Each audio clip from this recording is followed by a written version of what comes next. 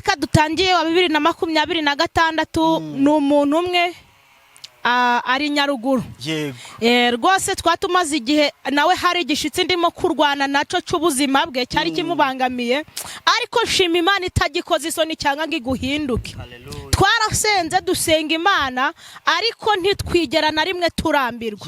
Ndashima Imana yuko itariki yaduhaye nanone ariko yabigenjeje. Yarabikoze rwose ndabibona, nanjye numva kuko yibikoze bakabimbwira, numva muri ngewe hari ukuntu nagutse, numva muri ngewe nkumva burya mbyibushe neza mu mwuka, nkavuga ngo naho ndiho naho napfa, ariko mwuka wera aracyansura. Haleluya. Imana ishimwe cyane. Wewe waramubwiye itariki bizasohoreraho? Itariki nayimubwiye turi muri 2025. Wamanura 2025 umubwira itariki n'ukwezi bizasohora mu 2026. Mubwira itariki 2026. Mubwira n'ukwezi. Yego. Itariki sura yibuka? Itariki? Itariki 12 z'ukwa mbere muri uyu mwaka turimo 2026. Mfite amashimwe aremereye cyane. Hari byinshi Yesu yagiye akora mu buryo bw'ibitangaza byagaragaye, kandi nabwo yaravuze ngo igihe nabwo ntavuga muzajya mubona ko ndi gukora. Uyu ni umwaka rwose nakiye izindi mbaraga, numva muri ngewe ko Yesu hari icyo yavuze kandi ko hari ibyo ari gukora. Nakira n'amashimwe menshi, abindwara nyinshi twasenze zirakira, yemwe ndakeka nzi neza yuko hasigaye gatoya ku gishitsi nagendaga ndwana naco. Igishitsi rwanaga nacyo gugihirike cyose nyirandure. Yego. Niko bimeze. Imana ishimwe cyane. Yego. Nose yurebye amavuta ufite muri 2025 n'ayubu ufite muri 2026 urabibona ute ubigereranije? Ngereranyije rero amavuta ya 2026 asumba yandi yose y'imyaka zose naba narakoze. Yes, reka mbasuhuza abakunzi ba Concorde TV show aho merose mu Rwanda mu ntara enye ndetse no mu mujyi wa Kigali. Abo mahanga mu Kinyarwanda ndabasuhuje. Imana muri bane namwe kandi bahe umugisha nk'ibisanzwe ndigatuma Imana Concorde. Reka nshimira abantu mwakanze subscribe mukadushyigikira, twatugenda tumuryango mugari tukugera ku 7500, dukomeze twiyongere tuzagere ku 100 na miliyoni tuyigereho, byose birashoboka. Yego, nanjye nabasezeranije ko ntazajya mbicisha irungu, niyo mpamvu pe nibera hamwe n'umukozi w'Imana dusaba Imana Alphonsine. Twaherukanaga kera, Imana ishimwe ko twongeye kubonana. Amen. Alphonsine tuguhaye ikaze. Murakoze cyane, Imana iduhana umugisha. Yego. Ntago warukumbuye kubona kamera? Nari ngukumbiye cyambere n'abantu benshi cyane, ariko mwese ndabasuhuje mu izina rya Data twese n'Umwana n'Umwuka wera. Amen. Bibagereho. Yego. Utuwarunkumbuye? Yego. Kumbe na mikrofone? Niko bimeze. Niko kuri rwose. Yego, ya mikrofone yari nkumbuye kubona turi kumwe turi kuganira. Kubanza dusengere ubwa Imana itore miki kiganiro, utubwira aho wari waragiye, niba wagiye gushaka amavuta, iki cyonzi cyo nuko wagiye gushaka amavuta. Amen. Amen. Reka tuce bugufi. Twongeye kugushima Data wa twese, tugushimira inzibwe n'imbabazi watugiriye. Turagushimye yuko iminsi yashize wabanye natwe, turagushimye yuko ibyaduhungabanyije ariko waraje urahagarara. Izina ryawe nirihabwa icubahiro. Nyemerera uyu mwanya ubane natwe, nyemerera uyu mwanya uhiga ibiduhiga, nyemerera uyu mwanya uhagurukire kuturengera no kudutabara, kugira ngo izina ryawe rihabwe icubahiro. Komeza uganze kandi ubane natwe. Urakoze kuko ubyumvise mu izina rya Yesu. Amen. Amen. Yego. Uribuka igihe ikiganiro duheruka gukora igihe tugiherukira? Igihe tugiherukira? Ntago nabyibuka rwose. Impamvu utabyibuka nuko ari kera. Hashize igihe rwose. Impamvu utabyibuka nuko ari kera pe. Yego. None si we waragiye he pe? Gatwe twarakubuze. Birashoboka yuko nsa n'uwari warasuhutse. Umuririmbyi umwe yararirimbye ngaho nari ntwe ntabwo ariho ngituye, ngo Yesu we yaranyimuye. Ubwo rero ibura Yesu hari ikirere yanyimuriyemo, niyo mpamvu kubonana byari byaratinze. Kandi cyo mukundira akura mu bwiza ajyana mu bundi. Cyane rwose. Akuye mu bwiza ajyana mu bubi. Akuvana hasi ku ntebe y'igishitsi akakwicaza ku ntebe y'icyubahiro. Ukegamira rwose. Yego. Ese ahabwa icyubahiro. Amen. Ariko penje by'umwihariko yego nari nkumbuye kuganira nawe. nanjye nari ngukumbuye rwose n'abantu bose baba badukurikiye mba mbakumbuye cyane. Yego hari umuntu muganira nyine ukumva urishimye, hari n'uwo muganira ariko njya kenshi yego ntabwo njya mbabara niko abantu mwe munshinja. nibyo rwose uhora wishimye. Ubwo ndi ikigoryi. Oya. nyine rwose wangu umuntu uhora wishimye nta kintu bimubwiye, ubwo aba afite ubwenge se? aba umuntu uba ari no stress ni umuntu ushobora no guhura n'ikibazo rwose akaba nta muntu wabimenya. waba mu byago bo mu marira ugomba kwishima. Yego niko bimeze. Mbona utese? ndakubona rwose konkuru duhagaze neza. Hagaze neza. kuba nicaye nanjye ndicaye ndemye ariko uhagaze uri neza pe kabisa. Yego the physically fit. urashigikiwe urashigikiwe kabisa. Yego bari abantu be gutsatura ibiti ntago bari kugusakuriza. uko biri ntago bari kudusakuriza cyane. Yego kandi ndumva ntabwo mo hano birajyamo ku buryo byatuma abakunzi bacu batumva ikiganiro. turi tariki 10. turi tariki 10. 10? Yego kandebe turi tariki 10 rwose. kandebe ku kalendari te no gusaza igihe mba ntari kubyibuka neza. 10 cyangwa se 11 cyangwa sito ahubwo turebe uyu munsi twiteki ya kangahe? ya 11. Yego nyina Bifonsine azwi nk'umuhanuzi uhanurira abantu akenshi Imana yamukora ku maso akababwira itariki. Yego niko wamamaye hano kabisa. Yego umunsi twiteki 11 z'ukwezi kwa gatatu. ndakubaza nti umwaka wa 2025 wawusoje ute? Niturangiza tujye 2026 nayo uko yakubereye mwaya meza abiri tumaze kurya reka byite gutyo. Yego 2026 birashoboka yuko naba narayisoje ndwaye 2025 ariko nanone ngashima Imana yuko nayitambutse aba ndi muzima. Hanyuma 2026 mfite amashimwe aremereye cyane. Hari byinshi Yesu yagiye akora mu buryo bw'ibitangaza byagaragaye kandi nabwo yaravuze ngo igihe nabwo ntavuga muzajya mubona ko ndi gukora. Yego uyu ni umwaka rwose nakiye izindi mbaraga numva muri ngewe ko Yesu hari icyo yavuze kandi ko hari ibyo ari gukora. nakira n'amashimwe menshi, ab'indwara nyinshi twasenze zirakira. Yemwe ndakeka nzi neza yuko hasigaye gatoya ku gishitsi nagendaga ndwana naco. Igishitsi rwanaga nacyo gugihirike cyose nyirandure. Yego niko bimeze. Imana ishimwe cyane. Yego nose yurebye amavuta ari ufite muri 2025 n'ayubu ufite muri 2026 urabibona ute ubigereranije? Ngereranyije rero amavuta ya 2026 asumba yandi yose y'imyaka zose naba narakoze.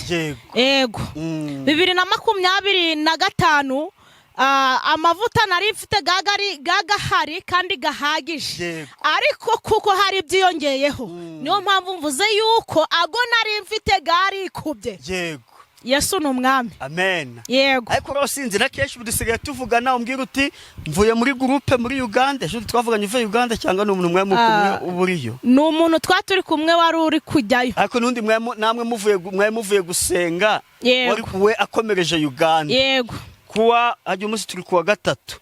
Kuwa mbere nabwo urambwira uti hari groupe ije mu rugo rwose ije gusenga. Yego rero Imana ishimwe yuko ibyawe n'ubundi ari iki ari amasengesho. Nukuri. Yego Imana ihabwa icyubahiro kandi gukomereze amaboko. Amen. Uzwi nk'umuntu uhanura abantu ababwira itariki. Yego kandi ababwira ko amavuta watangiranye 2026 aruta wari ufite mu yindi myaka. hari umuntu wahanura ukamubwira itariki muri mwaka igasohora? Uyu mwaka dutangiye wa 2026 ni umuntu umwe ari Nyaruguru. Yego. Rwose twatumaze igihe nawe hari igishitsi ndimo kurwana naco cy'ubuzima bwe cyari kimubangamiye, ariko shima Imana itagikoze isoni cyangwa ngo iguhinduke. Twarasenze dusenga Imana ariko ntitwigera na rimwe turambirwa.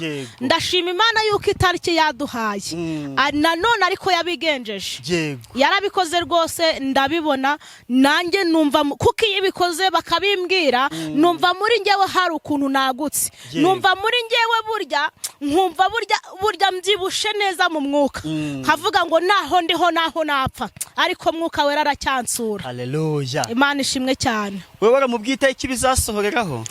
Itariki nayimubwiye turi muri 2025. Wamanura 2025 umubwira itariki n'ukwezi bizasohora mu 2026. Mubwira itariki 2026. Mubwira n'ukwezi. Yego.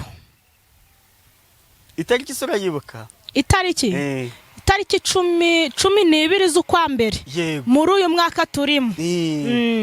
Ariko twari twaramenya mu kwa 9 mu kwa 10 mwasenganye ibuka neza pe aha hantu twatangiye. Ubundi twatangiye gusenga nge nawe aribwo turi gukora ikiganiro, aribwo dutanga ikiganiro cya mbere nge nawe. Cya mbere twagikoze mu kwa 8. Mu kwa 8 aho ngaho. Yego. Ubwo noneho rero turakomeza ariko nkajya numva nta byiringiro na bike yafite. Ndabwira nti rero tubereho kwizerera abandi.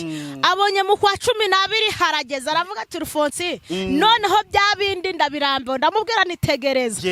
Arambwira ati ngo tegereza yahuye na Heba. Ndavuga ngo njya mbyumva ariko nanone hari ijambo akanwa kanjye kavangirwa ariko iri jambo ntago ryavangirwa na gatoya.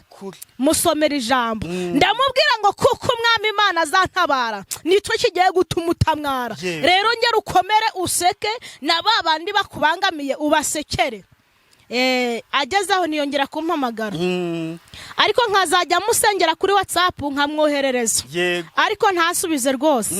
Rero nagiye kubona mbona mu kwa mbere zo tariki aranyandikira aransubiza. Ndamubwira ngo Imana ishimwe, ngewe ndamwubahiriza ndamusubiza. Nubwo yenda atakimvugisha kuko ibyo yashakaga byabonetse, ariko ngewe nshima Imana yuko yashimye ko Data wo mu ijuru agifite gukora, agifite ndetse no kureba babandi b'imitima ibabaye akabarwanirira. None se wamubwiye itariki mu kwa 8 yuko bizaba mu kwa mbere itariki 12? Yego. Ntiyabyemera. Ntago yabyemeye. Akajya nakubwira ngo tegereza hepfo yo kwa Heba. Akaba ari kambwira ariko kuko nge nabimubwiye buryo ubwiye umuntu ikintu sigara usenga ubwira Imana ngo ahangaha uzahasimbutse uzahanabarire ntuzankoze isoni. Kuko iyo bidasohoye ni wa wundi ujya ukubita komera ati yarambeshe.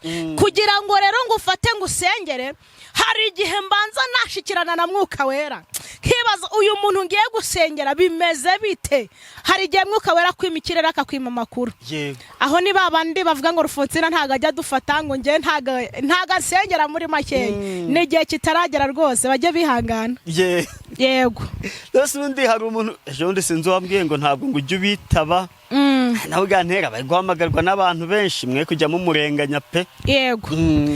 Nanone nk'ubu ngubu hari igihe rero umuntu we ukuntu bitewe n'umusonga afite cyangwa se n'ikiri ku muhanda bikamuhagurutsa bikamuvana hari nawe akaza akagusanga hari ahuri. Noneho wagusanze ahantu uri ntago wamugereranya na wa wundi uguhamagara yicaye mu rugo. Ubanza wafasha uwakugezeho. Wamara kumufasha rero ibindi bikazaza nyuma. Yego kuko umuntu yo muri kumwe murashikirana neza Mwuka Wera ntago yabihisha. Niko bimeze rwose. Sundi ni ubwira abantu itariki cyane Imana yibabwiye. Ngewe mbabwiye se ubwo nababwira ibiki ntago nabimenya.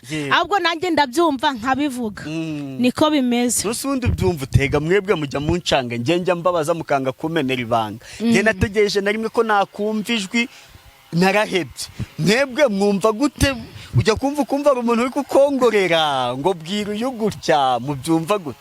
buriya rero conclude reka nkubwire buri muntu wese hari ukuntu Imana yamuhaye wanyibwirira wo Imana ishobora kuba yaraguhaye kuba ushoboye kuvuga gutya ndetse ugakundwa n'abantu ngewe ikampakanwa kuko asama ikanuma nkavuga ariko ikintu yadusigarije kwari ukugira ngo icambere tutamena ibanga buryo umwana w'Imana ntabwo akwiye kumena ibanga yego Ivango ntabwo wambwira uko biza ntabwo Adamu na Eva iyo baza kugira ubwenge iriya nuza ntavuze ntize gushuka kugira ngo bigende kuri byagenze urumva batari kuba bari mu mashimwe ubwo none umenye ibanga byagenda gute none se umbwiye utinjya kumva nkumva ari umuntu uri kunyongorera ubumenye ibanga nundi arubwo urambwira ibyo yakubwiye urabwira ntusa iyo dutabaje Uwiteka aradutabara rero njyewe mu by'ukuri n'amaguru ganje ngahagazeho ibyo yampaye yabingeneye azi neza ko ari njyewe ugiye kubikoresha kandi noneho muri iki gihe turimo hari benshi ko nkurude biyitirira ngiravuze itavuze hari benshi batega amatwi akumva bya bindi akavuga ati burya niko bigenda ariko mu by'ukuri njye singomba kumena ibanga nyine ngemba nabazanye hano nk'abanyempano sibyo mwahawe ibintu twe tudafite ngo nibura mutubwire sibyo natwe twumva imbaraga z'Imana nyine bimake ibyo tutazi tubimenye none wambereye ibamba ngo nibanga ibyo mutazi mubimenye ibyo mutazi rero ni ijambo ry'Imana ryo twese tutaramenya tugiye kurimenya mu kanya oya ngeneye sibyo uri umuhanuzi yego hari abantu benshi Imana yagiye kubwira itariki ibyabo bizasohoreraho yego twumvise wo muri Nyaruguru zasohoye tariki 12 z'ukwa mbere 2026 nkuko wabimubwiye none ngiye nkakubaza ariko ukanga kumbwira ariko nanjye niwanga naye nzakwishyura nyine ujya kumva ukumva mu gutwi harimo umuntu ukubwira umva mu by'ukuri buriya hari ukuntu byumva kijya ku ishuri hari ukuntu mwarimu yashiraga ikibazo ku kibaho ukaba uri kucyumva we akakomeza akakikubwira ariko agahishamo ijambo rimwe kugira ngo cya kibazo udahita ucumva ukagikora neza washaka kugira ngo arebe mbese uyu munyeshuri ndi kwigisha afite ubuhe bwenge rero ndahamya ntashidikanya neza yuko ibyo ngibyo utari gusobanukirwa hari n'undi waba atari gusobanukirwa akibaza ngo ariko ibabwira gute bumva gute soma ijambo ry'Imana uzabimenya neza ndi kubabariza none se umva Rufonsi ijambo ry'Imana icyo gitabo ibintu birimo byabaye na sogokuruza wawe ataravuka niko bimeze sibyo yego ariko ibyanditswemo byarasohoye nyine bibasohoreraho hahandi yavuze ngo abasaza bazarota abasore n'inkumi bazahanura ntabwo ndi kwibuka neza uko Yoweri yabyeretswe sibyo none ngewe ntabwo ndabona uko njya kubaza Eliya nk'umuhanuzi yaratashye sindabona uko njya kubaza Elisa yarapfuye haleluya amen nibutse Elisa we bakundi yapfuye rata abana b'Imana na nyuma yo gupfa tuzabaho uziko niko bimeze amavuta bagiye gushingura umuntu yego bakikanga intumbi bakayikubita ku gituro cya Elisa wa muntu akaba muzima we aba muzima uziko Elisa yakoze ibitangaza ariho nicyo kikaba cyarabaye yarapfuye ni ukuri upfa kubura umwana w'Imana none ro Elisa nakagombye kumubaza none Elisa w'iki gihe na Rufonsina ni Imana igukoresha ibitangaza namubaze ngiye mfite amatsiko nukuri pe bigenda tujya kumva ndi mwana wanje mubwire ngo tariki 12 z'ukwa mbere birabibazo bizake nyine ijwi buri kuryumviye muri ibyo mukavuga ngo jya mu cyumba wiherere uhamagare niba ushaka kumenya uzamenya neza iyo ugiye ahantu ukiherera byo byonyine ibihe byiza ukabyumvamo mwuka wera uramwumva hari uburyo umwumva ushobora kumwumva avugana nawe guhamagara ushobora kumwumva akongorera mbese hari ukuntu byumva ubundi uri mu mwuka niho wakabyumvise neza ariko rero byaba ngombwa yuko twongera tukaja mu kindi kirere ngaho se tuzamuke tuzajya mu mwuka rimwe tuzamuke rimwe tube twarigezeho ijuru ryahumuye we niko bimeze aho tuzamuke mu icyo kirere niturangiza ibyo tutazi tubimenye rero ibi bintu kubimenya ntabwo bisaba amashuri nta nubwo bisaba diplome rwose ahubwo bisaba kuba yarakuvuzeho kandi iyo yakuvuzeho ntabwo yivuguruzaga nubwo wagenda ukivuruguta mu byondo yarakuvuzeho nta cyatuma n'ubundi ibi bintu utabivuga rero hari umuririmbyi yavuze ngo nubwo navuga indimi z'amahanga yose y'isi ariko hari za ndimi b'abandi b'isi bose batagomba gusobanura izo ngizo rero iyo yarangije kuzikururukiriza yaziguhaye niho wumva kubwira cyangwa akakwongorera cyangwa akanakwereka none se ubu nabikubwira gute kandi zitari kuza ahubwo uretse wowe zibanje zaza nkumva ko zije nanjye nkamubaza nkamubwira ngo none bimeze bite hari igihe uwo mwanya yakongorera cyangwa akaguhamagara ati konkurude ukitaba karame mwami nuko bimeze rwose yego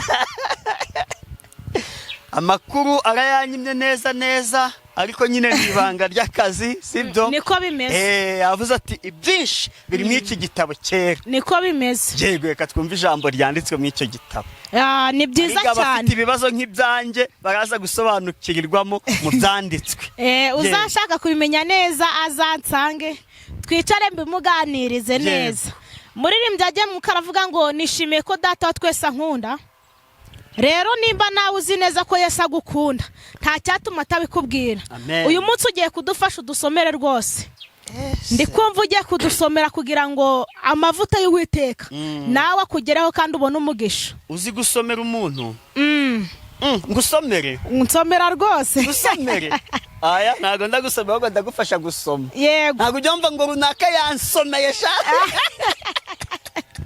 kumusomera ni ukugutuka rero ntabwo ndagusomera ahubwo ngiye kugufasha gusoma yego turebe igitabo cy'umuhanuzi Yesaya ibice 54 Yesaya ibice 54 umurongo waho wa 11 Yesaya ibice 54 umurongo wa 11 yego aravuga ngo ye urengana ugahungabanywa n'inkubi y'umuyaga yego ntuhumurizwe yego amabuye yawe nzayateraho amabara meza amena turagendana conclude turagendana umunsi gakeya ngo yewe uhumurizwa yewe urenganwa ugahungabanwa n'inkubi y'umuyaga ngo ntuhumurizwe na rimwe uyu munsi iri jambo rirakuziye weho uradutega amatwi uyu mwanya iri jambo ni ubuhanuzi bwawe ngo nta n'umuntu n'umwe wigera uguhumuriza nubwo waba uri kurira ndetse nubwo waba mbese uri kuboroga ngo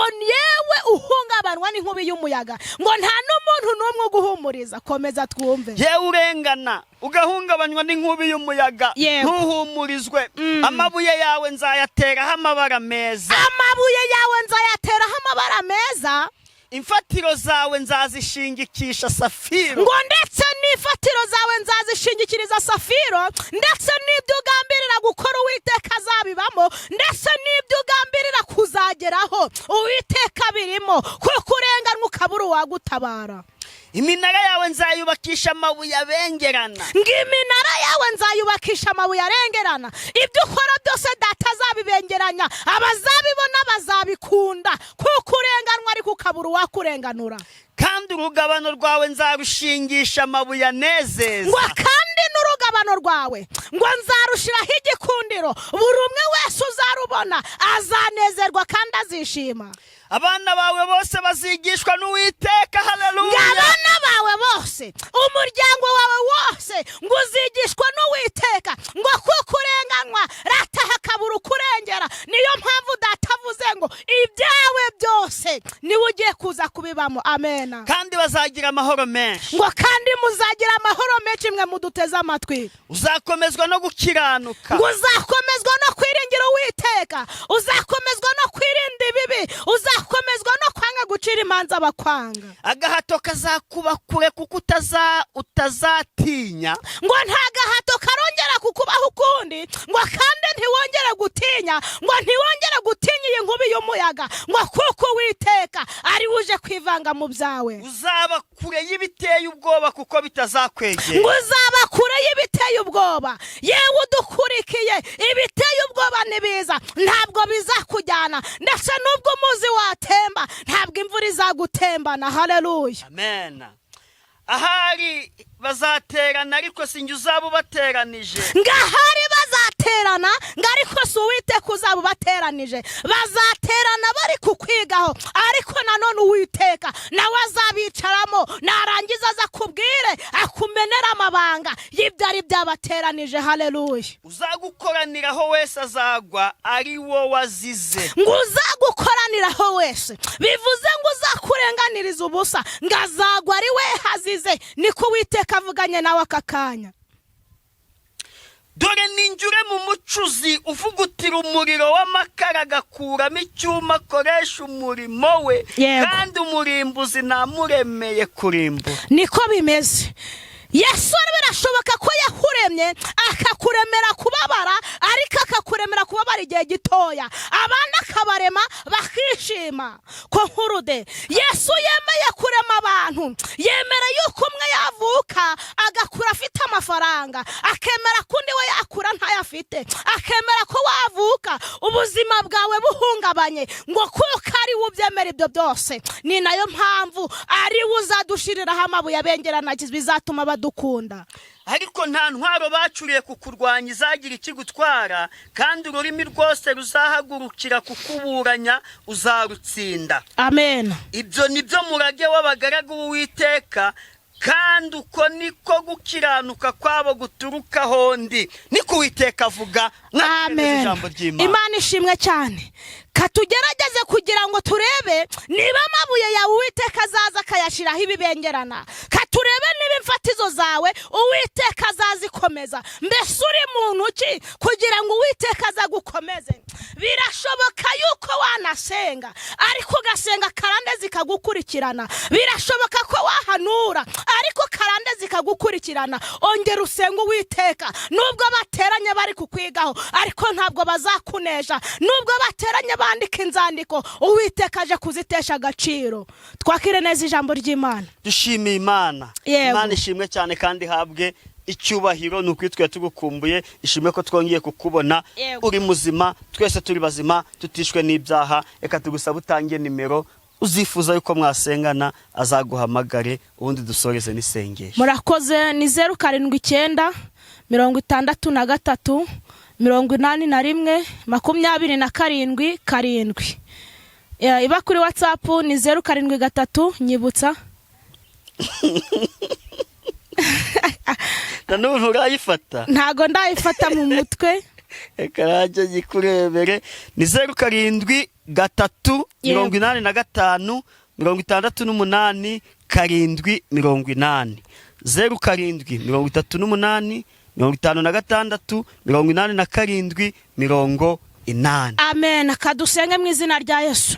Twongeye kugushima mwana isobora byose, tugushimye kuko waturinze, izina ryawe nirihabwe icubahiro. Twumvise ijambo ryawe yuko nubwo bateranye ariko badateranye ku bwawe, ahubwo ubwo bateranye batugambanira. Tuzi neza kuzivangamo ukatumenyesha amakuru. Reka unyemerere nyiribihe imiryango yacu abari we uzayihagararamo, kandi ukomeze uturwanirire, ndetse ibyifuzo byacu reka bisubizwe nawe. Komeza uganze kandi ubane natwe. Urakoze kuko wishimira ubwoko bwawe mu izina rya Yesu. Amen.